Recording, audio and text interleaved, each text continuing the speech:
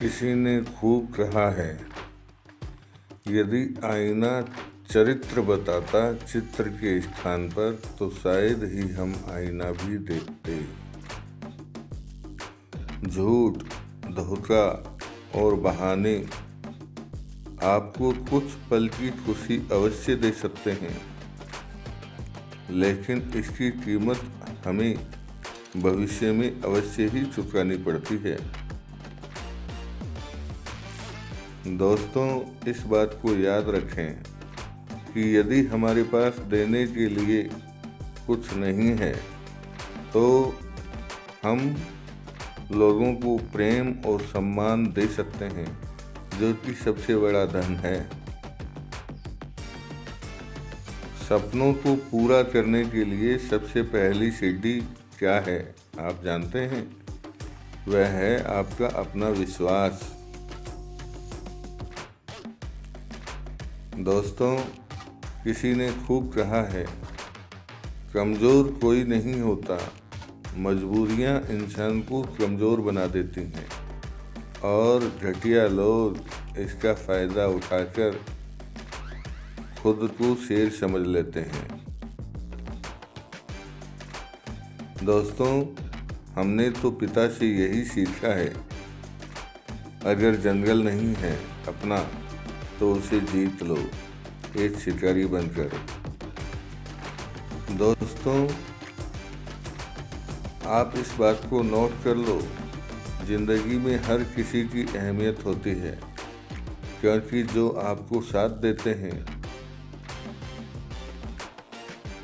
वे अच्छे लोग हैं और जो बुरे हैं वे आपको और कुछ नहीं तो सबक अवश्य देते हैं।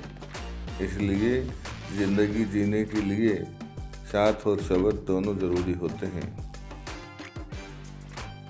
दोस्तों, इस बात को हमेशा याद रखना, जो आपको नहीं आता है लोग उसे ही आपसे करवाना चाहते हैं। आपने देखा होगा कि बारात में अक्सर लोग उसी का हाथ खींचकर नाचने पर मजबूर करते हैं जिसे नाचना नहीं आता है। दोस्तों, हम जिस देश में रहते हैं उस देश के लिए हमारे देश के विद्वानों ने और बाहर से आए हुए लोगों ने क्या कहा है समय समय पर, आओ उसको सुने, आपको अच्छा लगेगा। आपका दिन शुभ हो। आइए हम अपने देश प्यारे वतन के बारे में कुछ सुने कि लोग क्या कहते हैं हमारे देश के लिए। मैं हूँ वैदिक ऋषि। हमने इस भूमि का नाम भारत रखा राजा भरत के नाम पर, जो धर्म और साहस के प्रतीक थे। यही नाम आज तक जीवित है। मैं हूँ पुराणों का भूगोलविद। हमने भारत को जम्बू द्वीप कहा, जहाँ जम्बू वृक्षों से भरपूर भूमि थी। प्राचीन काल में पूरी धरती को इसी नाम से विभाजित किया जाता था। मैं हूँ आर्य परंपरा का विद्वान।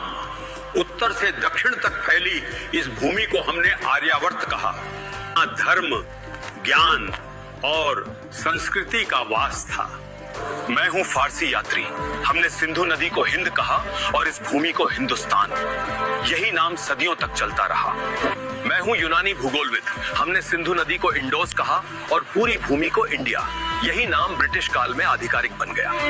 मैं हूँ प्राचीन व्यापारी। भारत की सोने जैसी भूमि के कारण हमने इसे सुवर्ण भूमि कहा, सोने, मसालों और धन की धरती। मैं हूँ अरबी नाविक। हमने इस धरती को अल हिंद कहा, सागर, मसाला, व्यापार और ज्ञान की भूमि। मैं हूँ फारसी इतिहासकार। हमने इस देश को हिंद कहा, जो सिंधु नदी से निकला नाम है। मैं हूँ पुराणों का कथावाचक। इस उपमहाद्वीप को हमने भरतखंड कहा, राजा भरत की विशाल भूमि। मैं हूँ चीन का भिक्षु यात्री। हमने भारत को जिहोनगना कहा, ज्ञान और आध्यात्मिकता की भूमि के लिए। मैं हूँ प्राचीन चीनी इतिहासकार। हमने भारत को यिंगतू कहा, महान धर्म, संस्कृति और व्यापार। दोस्तों, आशा करता हूँ आपको हमारी यह प्रस्तुति सुबह के समय दी हुई बहुत पसंद आई होगी। जय हिंद, नमस्कार।